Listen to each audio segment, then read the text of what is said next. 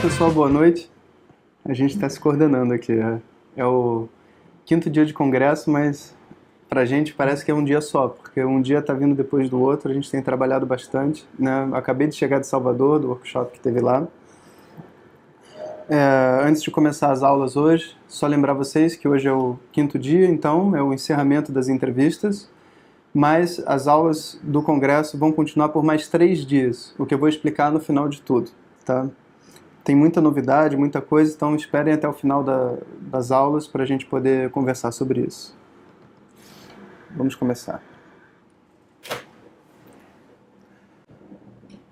Om Shri Guru Pyo Namaha Harihi Om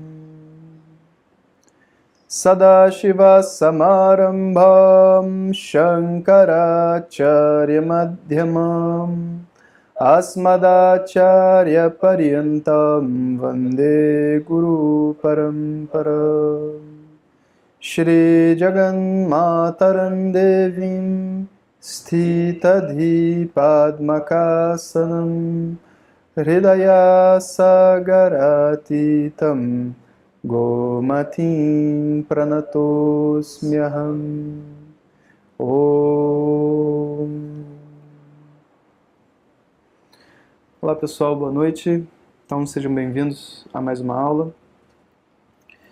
Na aula anterior, a gente estava falando sobre as qualificações para a gente ser capaz de estudar Vedanta, porque se esse conhecimento ele é eterno, se esse conhecimento existe desde que a humanidade é a humanidade, não se sabe sei lá quando, mas desde que a humanidade é a humanidade, se esse conhecimento vem junto, por que ele não se espalha? Se ele é algo que produz tão bem, né? Se produz o bem, a gente vive tão bem por causa dele, por que ele não se espalha? Porque o entendimento desse conhecimento exige um conjunto de qualificações. Exige uma sensibilidade, uma coragem, né? E sem que, de verdade, a gente tenha conquistado isso na nossa vida, as portas desse conhecimento não se abrem para a gente. A gente pode até estar numa tradição espiritual e estar fazendo um monte de coisa legal e estar viajando, sabe, para vários lugares importantes e sagrados do mundo e estar conversando com pessoas e estar fazendo meditação, mas tem algo na gente que não clica e a gente não consegue de fato começar a segunda parte da nossa jornada espiritual. E vocês lembram qual que é a diferença da primeira parte para a segunda parte? Essa passagem para onde a jornada começa de verdade exige que eu entenda que a pessoa que busca esse caminho espiritual, ele faz parte desse problema. Ele não está isolado do problema. Quando a gente pensa assim, por exemplo, como é que eu faço para chegar em Nova York? Olha, bom, você tem várias maneiras, você tem vários voos, você pode, né, abrir vários sites de viagem e buscar ali vários caminhos para você poder chegar lá. E você pode analisar tudo friamente, livre, porque eu sou uma coisa, as passagens são outras, o caminho é outro, Nova York é outra situação, em qualquer lugar do mundo você vai criar uma espécie de análise completa sobre aquele determinado assunto. Eu posso fazer isso também com, sei lá, Ayurveda. Eu posso analisar as doshas do corpo e posso fazer pesquisas, posso ver o que funciona em mim, o que não funciona e tudo mais. Mas, pessoal, quando eu estou interessado em me conhecer, em crescer como pessoa, esse crescimento ele não ocorre naturalmente. Porque se fosse naturalmente, as pessoas com 60 anos de idade, todas seriam maduras e equilibradas. E todo mundo ia estar numa boa, vivendo bem, em harmonia, mas não é verdade. Tem pessoa de 60 que parece que tem 6, e tem gente de 11 anos de idade que parece que tem 50. Então, não existe uma correlação direta entre cabelo branco e uma paz interior. Não existe essa correlação direta. Cabelo branco te dá muitas oportunidades na vida e até, vamos dizer assim, uma base que vai permitir com que a espiritualidade corra mais rápido. Mas é só quando a mente tem um certo preparo que as modificações podem acontecer. E que preparo é esse? é um ponto na nossa vida onde a gente entrega as armas. A gente larga aquela postura de controle, onde eu vou controlar. Primeiro eu queria controlar o mundo para ser feliz. Eu quero controlar minha família, eu quero controlar meu trabalho, eu quero controlar meus amigos, eu quero controlar todo mundo. Para que se todo mundo fizer exatamente o que eu espero que eles façam, eu consiga manter o status quo e ser feliz. Quando eu entendo que isso não é possível, eu começo uma busca espiritual. E eu viajo para um monte de lugares, leio vários livros, comparo o que o budismo diz, o que o taoísmo diz, o que o hinduísmo diz, e vários ismos, vai comparando isso tudo e começa a criar filosofias. Da mesma maneira que teve um momento que eu larguei o controle sobre o mundo, vai ter um momento que eu vou ter que largar o controle sobre o processo espiritual. O processo espiritual, esse processo de se autoconhecer, ele exige que o problema não esteja no comando. E quem é o problema? Você. Você. Sou eu que me sinto inadequado. Sou eu que me sinto pequeno.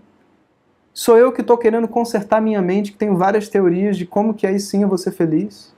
Esse eu que entende o mundo totalmente errado, ele é o problema.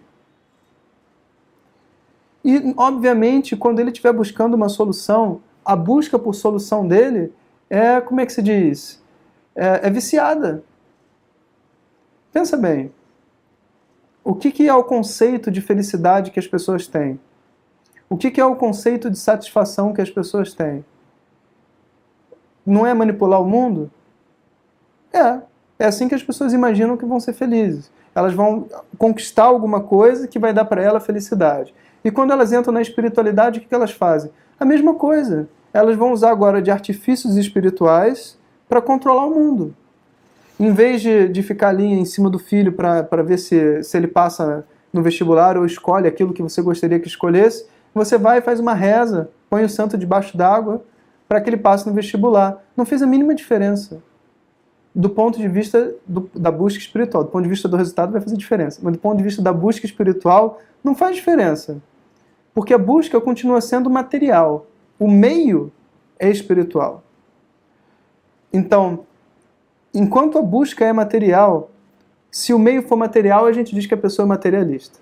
Mas se o meio for espiritual, a gente diz que a pessoa é espiritualista, ou enfim, tem uma mente aberta e tem um outro tipo de abordagem em relação à vida, está aberta para novas experiências, entende? Mas existe um momento onde eu também transformo aquilo que eu busco em um objetivo espiritual, e não só o meio. E como que isso acontece? Quando eu entendo que eu sou parte do problema, a minha busca tem dois lados. Um lado eu quero encontrar essa satisfação. E outro lado, eu quero encontrar um meio de que eu não atrapalhe essa busca. Eu quero encontrar um meio de neutralizar aquele entendimento que eu tenho sobre mim mesmo, a personalidade ferida que está dentro de mim, para poder lidar com o mundo, com a minha família, com as pessoas equilibradamente. E essa pessoa desequilibrada, ela não pode pilotar o helicóptero. Vai dar chabu. Como é que você põe uma pessoa desequilibrada para pilotar um helicóptero? Não vai funcionar. Da mesma maneira, essa viagem espiritual não pode ser pilotada pelo ego. Foi como a gente terminou a aula passada. Não pode. Não vai funcionar. Aí o que eu vou fazer? Eu vou escolher a postura que eu mais gosto. Eu vou escolher o professor que me deixa mais à vontade. Eu vou escolher o grupo onde eu me identifico mais com as pessoas e tudo mais. E de repente não é o que eu preciso. De repente, simplesmente não é o que eu preciso. Eu precisava exatamente, era de um conjunto de pessoas que fosse um pouco mais fria comigo. Porque eu sou uma pessoa muito agitada. E essa agitação toda não vai diminuir num grupo onde todo mundo é agitado também. Eu precisaria de um outro tipo de tratamento. Ou, de repente, as minhas asanas não era para ser tão dinâmica, eu tinha que fazer uma coisa mais lenta. De repente, a respiração correta para mim não é o Jai. Do ponto de vista da medicina chinesa, o Jai é Yang. Produz calor. Não é Yin. De repente, o meu corpo precisa de energia Yin e não de energia Yang. E se eu me botei num quadrado que eu nem sei o que eu estou fazendo, decidindo o que eu vou fazer, baseado se o professor põe o pé em cima da cabeça e se no retiro de yoga, vai ter os confortos todos que eu preciso para que eu fique bem e possa relaxar, esse processo já está condenado, não funciona dessa forma. Então, qual que é a verdadeira bênção para que o processo espiritual comece? É quando a mente ela ganha a capacidade de entender que ela é parte do problema e que, portanto, ela precisa se conectar com uma outra pessoa que ela acredita que pode resolver o problema dela e pode orientá-la no processo. Como a gente faria com uma operação. Eu não posso me operar. Então o que eu vou fazer? Eu vou encontrar um médico que possa realizar essa operação e que eu confie. Tem como eu saber se ele é capaz? Não, eu posso ver a experiência dele, eu posso ver o que ele já fez, eu posso analisar. E eu vou fazer a mesma coisa com o professor. Eu vou olhar o professor, vou ver de onde ele vem, vou ver o que as pessoas falam sobre ele, vou lá e experimento a aula para ver se aquilo faz sentido para mim ou não. Mas é preciso ter um pouco de, de firmeza interna para você poder chegar e encontrar uma pessoa, olhar para essa pessoa e falar assim, não, essa pessoa eu vou dar meu voto de confiança para que ela possa ter a oportunidade de me ensinar. E eu ter a oportunidade de aprender com ela. E aí eu abro um canal. Eu abro um canal para começar um novo tipo de relação. E nesse novo tipo de relação, eu não estou fazendo uma relação tipo curso de inglês. Estou te pagando, então você me dá aula. Não. A relação é diferente. A relação é assim, eu não sei nem qual problema que eu tenho, estou precisando resolver, não sei o que fazer, sei que o seu tempo é escasso, sei que você tem várias pessoas para atender, sei que você está numa situação em que nada paga esse trabalho que você está fazendo. Entende? Agora, com uma atitude completamente de reverência, eu chego para a pessoa podendo ajudar aquilo que eu posso e falo, o que eu preciso fazer para seguir esse caminho espiritual? E se essa pessoa foi equilibrada, ela com certeza não vai abusar da outra pessoa. Ela não vai chegar e falar assim, faça 10 anos de Karma Yoga para mim, né? Trabalhe de graça. Faça Karma Yoga não é trabalhar de graça, mas as pessoas acham. Trabalhe de graça, faz aquilo outro, etc. Agora põe minha foto no seu altar, aí sim você será iluminado. Não. Nenhum professor tradicional faria isso. O que ele vai dizer? A primeira coisa que ele vai fazer é faz as pazes com a sua mãe e com o seu pai. Ah, mas isso é muito difícil. Bom, então você não quer estudar. Você acha que o yoga vai começar quando? Fora de casa? Você vai sair, vai para uma caverna, e lá na caverna você vai então sentar em meditação de olho fechado e vai perguntar, quem sou eu? E uma voz do além vai dizer, você é a felicidade, meu filho. E agora você estará livre? Não, não vai acontecer. Porque se você fechar o olho e você não sabe qualquer assunto que você queira saber, como por exemplo, qual o resultado que vai dar na loto, fecha o olho, pergunta o resultado, não vai vir. Fecha o olho, pergunta qual que é o nome do tataravô do seu tataravô, não vai vir. Qualquer coisa que você não saiba, de olho fechado, perguntando, não vai vir. Porque meditação não produz conhecimento. De olho fechado, você relaxa, você qualifica sua mente, você pode fazer um monte de coisa, mas conhecer a si mesmo, você nunca vai conhecer. E quem estiver falando diferente disso, você me desculpe, porque a minha função dentro dessa estrutura é ser sincero e falar a verdade. E às vezes isso pode incomodar um pouco as pessoas, mas isso é meu trabalho, vocês me desculpem. Mas não vai vir. Meditação não produz conhecimento. Meditação não vai fazer eu lidar melhor com a minha mãe. Eu posso me tornar uma pessoa mais calma, mas para eu poder chegar e conversar com a minha mãe, eu preciso fazer um tratamento praticamente emocional, eu preciso de uma terapia, algum tipo de terapia, não necessariamente com um terapeuta, mas eu preciso. E se eu quiser aprender sânscrito, eu vou ter que fazer exercício de repetição. Não tem uma outra forma de aprender sânscrito. É assim que todo mundo aprende qualquer língua. E se eu quiser estudar Vedanta, e se eu quiser entender aquilo que eu sou sem o meu ego, eu preciso pegar emprestado a mente de um professor que tenha passado por esse processo e que, enquanto está ensinando, anula a presença do meu ego. E não tem nenhuma outra opção. É assim que funciona o conhecimento. Talvez as pessoas guardem conceitos fantasiosos a respeito do que é a espiritualidade. E de que uma pessoa está parada, a outra põe a mão e ela se torna livre. De que uma pessoa vai e canta um mantra no ouvido da outra e todos os problemas são resolvidos. ou que simplesmente um belo dia de manhã cedo entra um raio de sol no meu rosto e eu digo, essa vida, esse mundo todo não é real e eu sou a felicidade que é livre. Talvez vocês escutem todas essas histórias. Hoje mesmo eu estava num workshop que vieram me perguntar baseado nessas histórias de livro. Deixa eu contar uma coisa para vocês. Todas as histórias de livro são blefes. Todas as histórias de livro são blefes. Sabe por que são blefes? Porque não tem nenhum professor tradicional que escreveu nenhum livro desse. Nenhum livro. O Poder do Amanhã, 108 maneiras de se encontrar, de se iluminar. Como que eu faço para resolver todos os meus problemas em 5 dias? Nenhum professor tradicional nunca escreveu isso.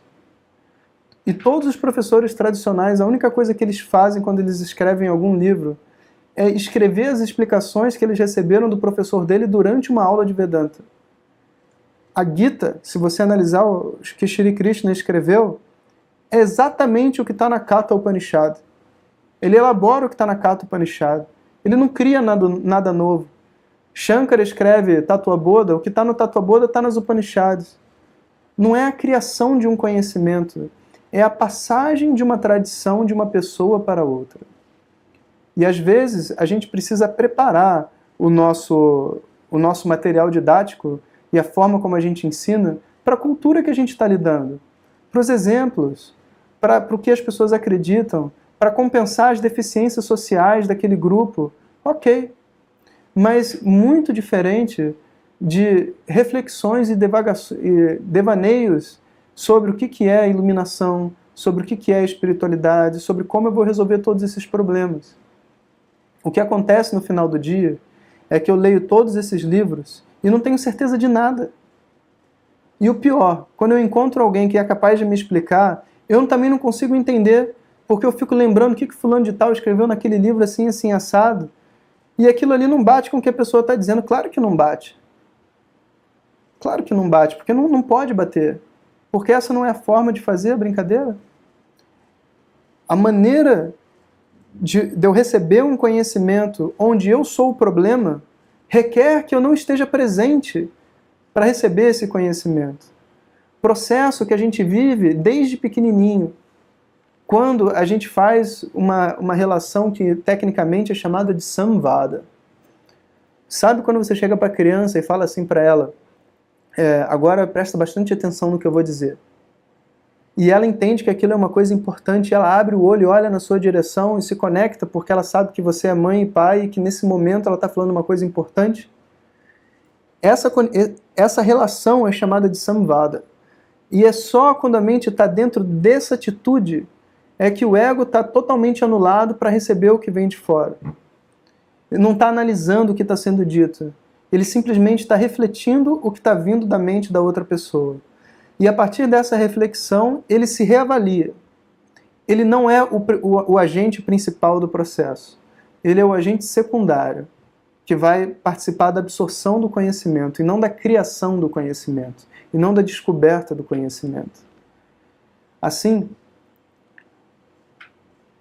se por um lado eu preciso estar qualificado, meu segundo passo, que é um funil, não tem nenhuma outra opção, até o momento onde a minha mente aguentar, tentar achar uma solução, ela vai tentar.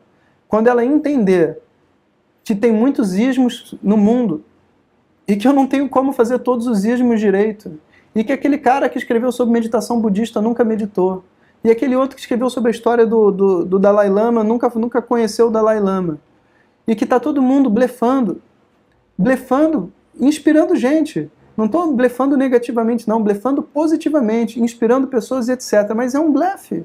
A gente tem que dizer que é um blefe. Porque por detrás do que está sendo escrito, existe algo a mais. E esse algo a mais não está sendo acessado, está escondido. Então começa a nascer em mim uma urgência de entender o que esses livros todos querem dizer, onde eles querem chegar. O que quer dizer que o problema está dentro de mim? Hoje também, eu dei uma palestra lá em Salvador, a pessoa perguntou, o problema está dentro de mim. E como que eu me relaciono com a minha mãe? Eu falei assim, meu filho, se você, na hora de se relacionar com a sua mãe, você encontra o problema, Então o problema continua estando dentro de você. O problema dentro de mim não é que você vai entrar em meditação e vai resolver o seu problema e vai ser feliz e agora vai andar no mundo. Não. O problema está dentro de você, só quer dizer que você carrega esse problema para qualquer lugar que você for. Não quer dizer que você vai resolver esse problema sozinho. E todos esses detalhes, eles são, assim, resolvidos sistematicamente num processo de estudo tradicional. E o processo de estudo tradicional, algumas pessoas às vezes falam assim, eu já estudei esse livro, já estudei aquele livro, já estudei o outro livro, e agora, o que eu faço? Quero fazer aquela meditação, já fiz esse mantra, já fiz aquele outro mantra, etc. É um discurso acadêmico. Quando a gente vai fazer um curso de 4 anos com o Swami Dayananda, a gente não fala assim, ó, já estudei o Tattva-Bodha, já estudei a Gita, já estudei não sei o quê, então Swami, eu vim para o Brahma Sutra. Ele vai rir. Você sabe por quê? Porque a mensagem de todos os textos é igual. Então, quanto mais livros você fala que você estudou, e se você ainda não entendeu, o seu currículo está diminuindo. Já estudei 50 livros e continuo estudando. Faz 30 anos que eu estudo. Significa que faz 30 anos que eu não entendo nada.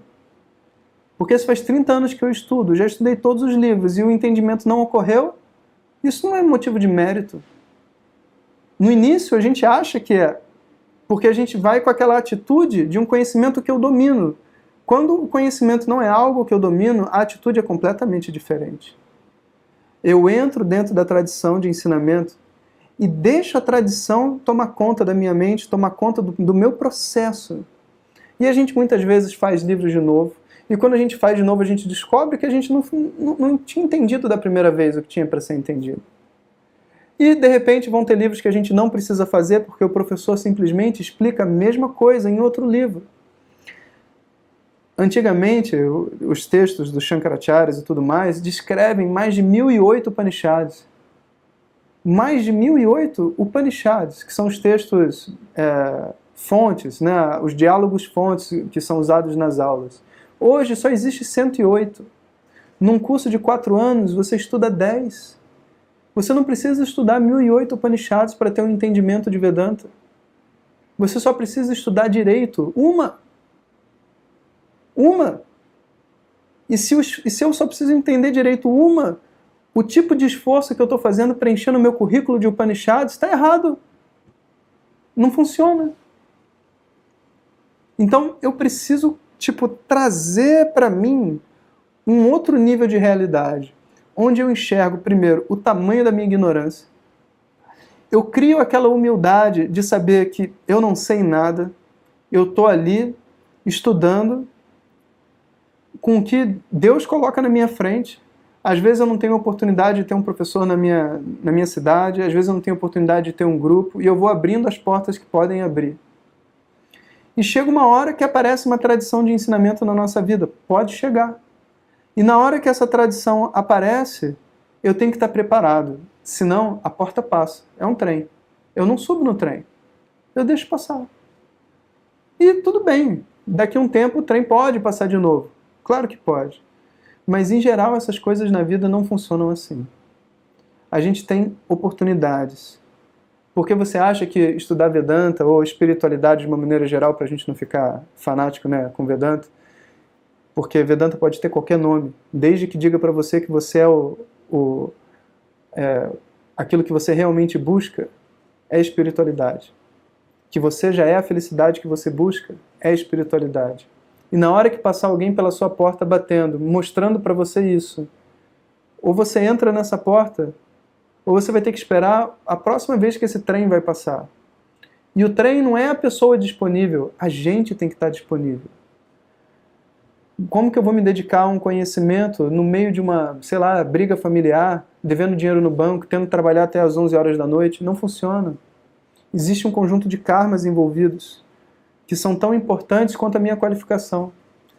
Se eu não tiver condições de parar, relaxar e me dedicar para esse conhecimento durante um tempo, também não vai funcionar. Eu posso estar totalmente preparado, com 3 filhos, conta para pagar. Onde que eu vou ter tempo para refletir sobre a minha natureza, livre de limitação? Não vai. Então, são janelas muito raras que ocorrem na vida das pessoas. Às vezes, quando ela tem mais idade, e agora ela tem todo o tempo do mundo, dinheiro, recursos, não tem que se preocupar com ninguém, está todo mundo cuidando dela. Perfeito. E a mente ainda está funcionando, porque depois de um tempo a mente para de funcionar também, e aí Vedanta já passou. Às vezes é no início da vida. A pessoa não sabe com que vai trabalhar, tal, não arrumou um emprego ainda, mas tem um emprego meia boca que sustenta ela e etc., como eu tive quando eu comecei, apesar de que depois de um tempo meu emprego deixou de ser meia boca, mas... E aí surge uma oportunidade, você começa a estudar e você consegue se dedicar muito tempo porque você ainda não tem família, não tem um conjunto de coisas, etc. Outra pessoa não, ela é uma mãe de família e ela tem 2 filhos, mas os filhos estão estudando, encaminhado, e ela tem o tempo todo do mundo dela durante o meio do dia e ela pega e estuda. São muitas possibilidades. Dentro da vida de cada pessoa vai ter uma configuração. O meu conselho que eu vou dar para vocês é aquele famoso conselho, aquele ditado que diz: oportunidade só bate uma vez, ela não bate 2 vezes na porta. E quando a gente vê uma oportunidade que a gente valoriza, a gente tem que ir atrás. Não importa se é espiritualidade ou se é mundo material. Isso é uma regra de como lidar com oportunidades. E se a gente não foi atrás, só significa que a gente não tem ainda a urgência de estudar, a urgência de levar isso até o fim. E muitas vezes o preparo. Porque eu posso até saber que eu quero, mas eu sei que agora eu não tenho condições emocionais de lidar com tudo aquilo que eu preciso desenterrar para passar por esse processo. Também ocorre. E não tem problema nenhum. Isso faz parte do processo de autoconhecimento. Quando o seu coração estiver preparado, quando a sua mente tiver capacidade de discernir, os karmas te colocarem numa situação onde você possa estudar e passar por alguém, passar por você, alguém que diga para você que não está tentando te botar em mais um grupo espiritual, não está te botando uma camiseta para você vestir, te dando um novo nome, porque agora você vai ter que mudar de nome pela 4ª vez. Nada disso. Só está falando para você o seguinte: existe uma forma de você encontrar sua paz sem nenhuma mudança exterior, e para falar a verdade, essa paz que você busca já é você. Quando essas 4 coisas se alinham, aí você tem um eclipse, onde começa de verdade a busca espiritual. E a pessoa, ela entra num rio. A única coisa que a gente diz sobre espiritualidade, vocês podem perceber pelas entrevistas, é o momento onde a pessoa entrou. Porque depois que entrou, você não tem mais nada para fazer. O que você vai contar? Os textos que você estudou? Os textos que estudou foi meu professor que decidiu. Diz aí, quais textos você estudou até virar mestre? Aí o Swami Dayananda vai falar o quê? Aquele Tattva Bodha? Claro que não. Claro que não. Não funciona assim. A história termina quando você entra por uma tradição de ensinamento. E a história começa quando você entra por uma tradição de ensinamento. Uma nova história. Uma nova forma de você lidar com os mesmos problemas que existiam anteriormente. E as diferenças básicas são: antes eu estava tentando mudar o mundo. Agora eu já desisti de mudar o mundo. E eu começo a entender que existe algo dentro de mim que, se for colocado no lugar, o mundo entra em harmonia comigo. 2. A minha mente não é defeituosa. Outro conceito muito problemático no mundo espiritual. É como se todo o objetivo da espiritualidade, em algumas facções, fosse simplesmente consertar a mente. Fazer exercícios energéticos para eliminar os medos, fazer exercícios assim para perder o não sei onde. E a mente, gente, é perfeita. Deus não criou o mundo e errou na hora de fazer a mente. A mente é perfeita do jeito que ela é. Graças a Deus que eu não sou minha mente. Deixa ela ser do jeito que ela for. 2º ponto. E o 3º ponto. Eu não estou no controle desse processo. Eu tenho que me conectar com a tradição para permitir que a tradição dê conta desse ego que eu sozinho não consigo resolver. Que ele dê conta desse ego.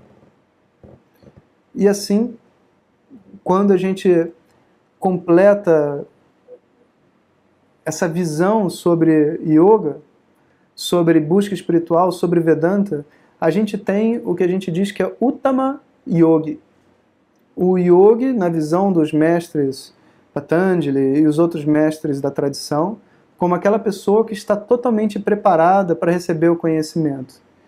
E é dito que para ela é como se ela já tivesse o conhecimento, porque ela já está na linha reta. Ela já entrou, é só uma questão de tempo. É que nem quando a pessoa está no 5º ano de medicina, ou no 4º ano, você já chama ele de médico, de doutor. Né? Da mesma maneira, quando a pessoa é capaz de alinhar esses aspectos e entrar numa tradição, ele já finalizou. É só uma questão de tempo. Se não for nessa vida, ele ainda continua na próxima, não precisa nem se preocupar. De acordo com a tradição védica, o processo foi finalizado. Então, com essa 5ª aula, eu queria concluir essa visão do que é yoga e de como que yoga se torna totalmente profundo e significativo. De verdade, o estudo de Vedanta, o estudo de yoga aprofundado, ele necessita de uma escolha.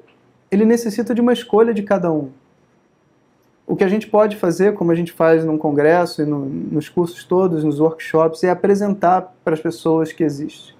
Mas a escolha só cada um pode fazer. E não é um caminho fácil, viu? Não são flores. É um caminho muito difícil, mas ao mesmo tempo muito bonito. Cada canto que você se depara dentro dessa tradição, cada aluno mais antigo que você passa, cada professor é um mestre. É alguém que abre para você uma nova visão, uma nova perspectiva sobre si mesmo. Você se faz mais significativo para você mesmo. Você se vê como alguém de valor, mas o valor deixou de ser pelas conquistas do mundo e passou a ser por causa de uma firmeza interior, uma certa integridade na personalidade. E como a gente está construindo essa pessoa, apesar da dor, a satisfação é infinita. Infinitamente superior à satisfação de crescer sobre a dor do crescimento. E por isso que as pessoas vão até o final, apesar da dor, apesar de todas as dificuldades, né? Enfim. Então, pessoal, eu vou cantar o mantra final e ainda vou falar mais umas coisinhas antes da gente entrar para a entrevista. Om Purnamadav Purnamidam Purnat Purnamudachyate Purnasya Purnamadaya Purnameva Vashishyate Om Shanti Shanti Shanti Harihi Om Gurubhyo Namah Harihi Om. Então, pessoal, não desliguem ainda. Então, hoje é a nossa 5ª aula do Congresso. Devido às pesquisas, a gente ainda vai ter 3 aulas bônus, que eu vou explicar no final das entrevistas, eu vou explicar como é que foi essa pesquisa e tudo mais, mas só para vocês já saberem. E as aulas na semana que vem vão ser 19 horas, e não 20 horas. Queria também, como algumas pessoas talvez não me conheçam, não entendam direito qual é o propósito de Vedanta, eu queria, na verdade, pedir assim, umas desculpas. Porque eu sei que o Vedanta, da maneira como eu ensino e da maneira como eu acredito que funcione, dói. Não é algo que é fácil de escutar. Né? É algo que a gente escuta e reflete, tem que digerir e dar cosquinha na barriga e dar dificuldade para dormir. Mas, de alguma maneira, eu entendo que esse é o meu papel. Eu entendo que é isso que eu tenho que fazer. Então eu não faço com a intenção de machucar ninguém. Vocês me desculpem se vocês se sentem assim, nas críticas, nas ideias, na força. Mas eu tenho que sacudir. Se o meu papel é sacudir, é isso que eu tenho que fazer. Eu acredito que seja para o melhor de todos nós. Né? A gente ainda vai estar aqui na semana que vem, sabe? Mas, de alguma maneira, eu posso dizer para vocês que se esse estudo faz sentido para vocês, né? Existem muitas oportunidades de estudo espalhadas pelo mundo, não é nem no Brasil, espalhadas pelo mundo. Existem muitas pessoas ensinando, existem pessoas que ensinam em vários níveis diferentes. E façam uso dessa oportunidade para fazer com que esse entendimento de yoga seja significativo. A gente pode estudar online, se a gente tem turmas online que você estuda aqui, se tem turmas com cursos tipo Vedanta On Demand, que você estuda dentro da sua possibilidade de horário, tem pessoas na sua cidade que podem ensinar para você, tem amigos que fazem grupo de estudos e escutam CD, tem várias possibilidades, né? E todas essas possibilidades são válidas, não tem uma melhor que a outra. O propósito desse congresso não é defender, venham estudar comigo, ou nós somos autênticos, ou não é nada disso. É abrir a mente das pessoas para o que é uma tradição de ensinamento. E poder fazer com que o processo de ensino no Brasil e na nossa comunidade seja melhor. Né? A gente consiga entender um pouco mais sobre o que é yoga e também o que é Vedanta e a correlação e a importância dessas duas coisas. Então, enfim, pessoal, era isso que eu tinha para dizer. Muito obrigado aí por todos que me escutaram nesses 5 dias. E na semana que vem, a gente está de volta às 19 horas, começando o que é a preparação da nova turma, que eu vou explicar no final das entrevistas.